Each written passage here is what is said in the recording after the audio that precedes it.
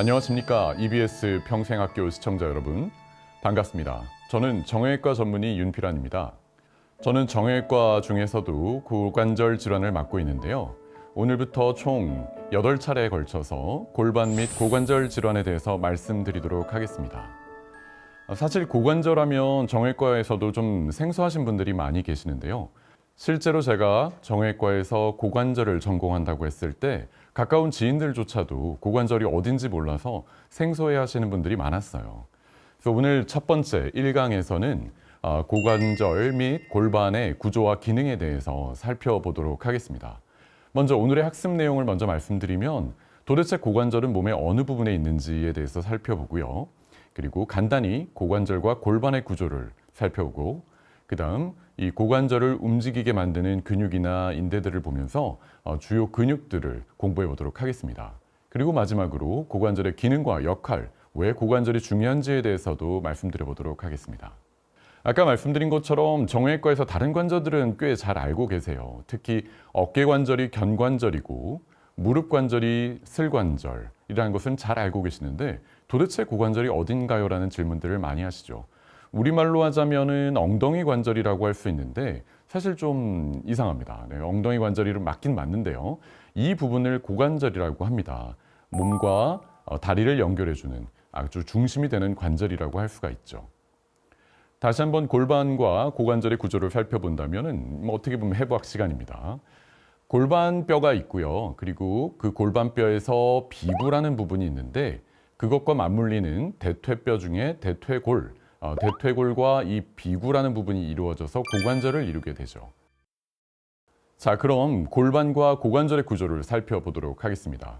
고관절이라는 것은 골반의 비구라는 부분과 대퇴골의 대퇴골두라는 부분이 맞물려서 이루어지는 관절인데요.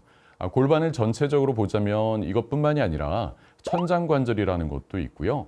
그리고 해부학을 조금 더 살펴보자면 골반의 가장 넓은 부분을 장골이라고 하고 다음 강의에서도 나올 거기 때문에 한번 미리 말씀을 드리자면은 이 바닥에 닿는 부위의 이 좌골 또한 골반에서 굉장히 중요한 부분이라고 할 수가 있습니다.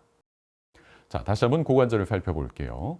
아까 말씀드린 것처럼 이 골반에서 비구라는 부분은 마치 소켓처럼 되어 있습니다. 그래서 고관절을 볼소켓 관절이라고 하는데요.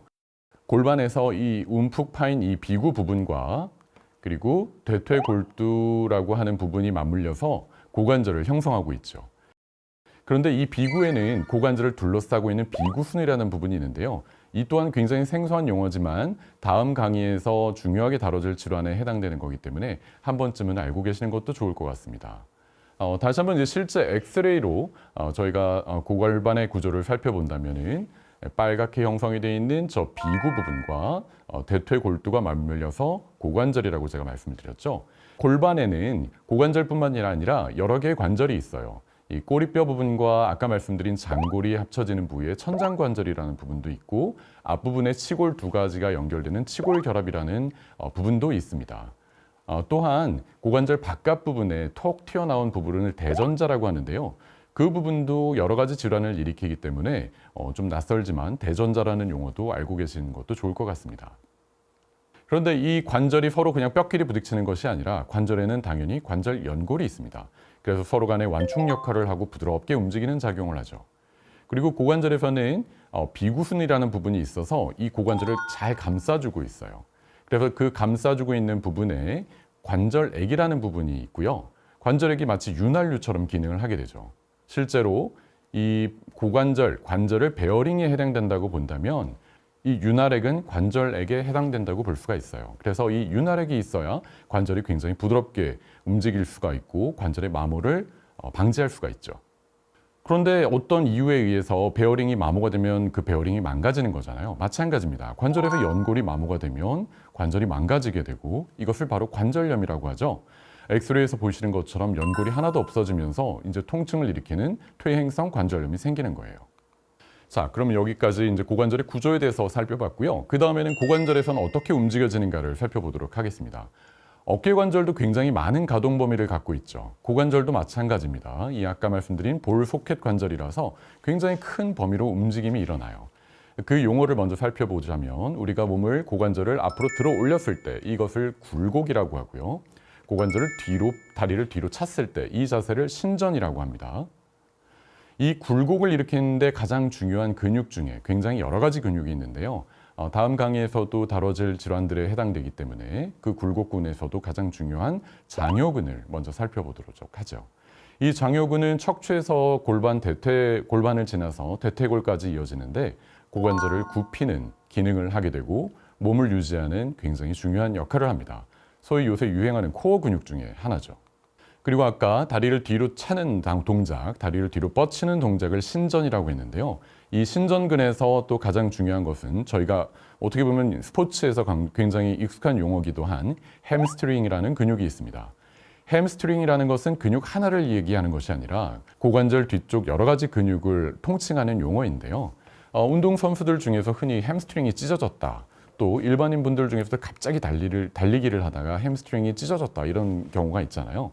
그 역할을 하는 굉장히 중요한 근육입니다. 자, 그 다음에는 고관절에서 또한 외전과 내전이라는 동작이 있는데요. 용어가 좀 낯설죠. 외전이라는 건 쉽게 다리를 벌리는 겁니다. 다리를 옆으로 벌리는 동작을 외전이라고 하고 배꼽보다 다리 안쪽으로 모으는 동작을 내전이라고 하죠. 이런 동작 또한 고관절에서 굉장히 중요한 기능을 하게 됩니다. 내전근과 외전근 중에서 고관절에 굉장히 중요한 기능을 하는 또 골반의 균형을 잡아주는 기능을 하는 외전근이라는 것이 있는데요.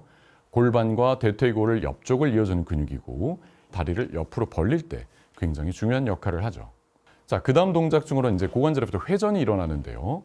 고관절을 안쪽으로 돌리는 동작을 내회전이라고 하고 바깥쪽으로 돌리는 동작을 외회전이라고 합니다. 우리나라에서 가장 흔하게 우리가 일상생활을 하는 자세 중에 양반다리라는 자세가 있죠. 또는 책상다리라고 하고 가부좌라고도 얘기를 하기도 합니다. 이 동작이 굉장히 많이 하게 되지만 상당히 이 동작은 상당히 어려워요. 고관절에서 이런 움직임이 일어나려면 일단 굴곡이 돼야 되고 고관절이 굽혀져야겠죠. 그 다음 외전이 돼야 됩니다. 다리가 벌어져야 되고 외회전이 일어납니다. 다리를 바깥으로 돌리는 이 세 가지가 동시에 일어나야 양반다리를 할 수가 있어요. 뿐만이 아니라 무릎도 굽혀져야 되고 허리에서도 움직임이 일어나야 되고 아까 잠깐 말씀드린 천장관절에서도 움직임이 일어나야 되기 때문에 이 양반다리가 사실 쉽지 않습니다. 그래서 서양 사람들 중에는 평상시 이런 습관이 안 돼 있기 때문에 못하시는 분들도 있죠. 자, 그리고 고관절은 아까 말씀드린 것처럼 고관절 몸통과 골반과 다리를 이어주는 굉장히 중요한 기능을 하게 되는데요. 그래서 우리가 똑바로 섰을 때 체중을 지탱하는 매우 굉장히 큰 체중을 지탱하는 관절이라고 할 수가 있죠. 그러면서처럼 한 발로 섰을 때 이 고관절에 가해지는 무게는 무려 체중의 5배 내지 6배까지 실릴 수 있을 정도로 고관절은 힘이 많이 받는 관절이라고 할 수가 있습니다. 그래서 만약에 우리가 이렇게 똑바로 서 있는데 한쪽 고관절이 없다고 상상을 해보세요. 그러면 어떻게 될까요? 당연히 설 수가 없습니다. 지팡이나 목발이나 워커 같은 게 없다면 몸이 기울어질 수밖에 없고 한쪽 고관절이 없다면 뭐 지팡이나 목발을 써서라도 설 수는 있겠지만 양쪽 고관절이 없다면 이건 상상을 할 수가 없죠. 설 수가 없습니다. 그만큼 굉장히 중요한 관절입니다. 이 고관절은 이렇게 힘을 많이 받고 구조적으로 굉장히 안정적이고 튼튼해서 실생활에 적용되는 사례가 많이 있어요. 고관절 엑스레이를 잘 찍어보게 되면 굉장히 여러 가지 선들이 보이는데 이런 선들이 이 골반의 이 대퇴골의 힘을 유지하는 데 굉장히 중요한 역할을 합니다. 이 구조를 이용해서 건축에 적용할 사례가 많아요. 이 파리에서 가장 유명한 에펠탑이 있죠. 이 에펠탑도 사실은 대퇴골 구조에서 영감을 받은 구조라고 합니다. 대퇴뼈에 아주 굉장히 미세하게 얽혀있는 이런 구조들을 적용시켜서 높은 건축물을 지으면서도 힘을 받게 만들었던 거죠. 그것뿐만이 아닙니다. 아까 천장관절이라고 말씀을 드렸죠. 골반의 양쪽 골반과 가운데의 꼬리뼈 쪽 천골을 이어주는 부분에 이 천골이 있는데 이 천골의 구조를 이용해서 소위 키스톤이라고 하는 우리말로는 쐐기돌이라고 하죠. 아치형 구조를 만들 때 그런 이 골반의 구조에서 영감을 받았다고 해요.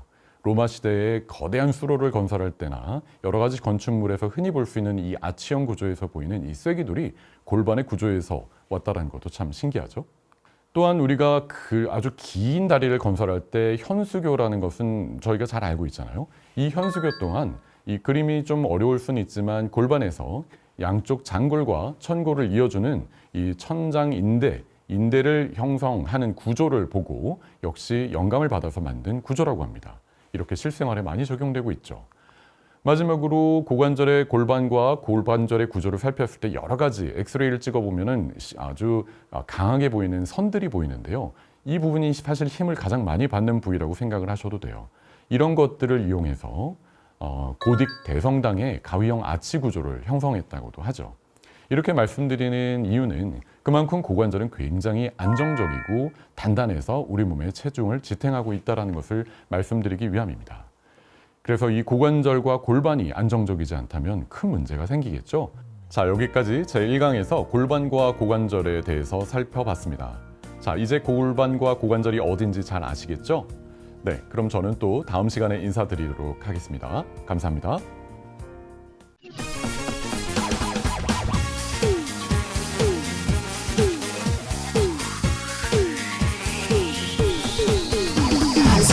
Go!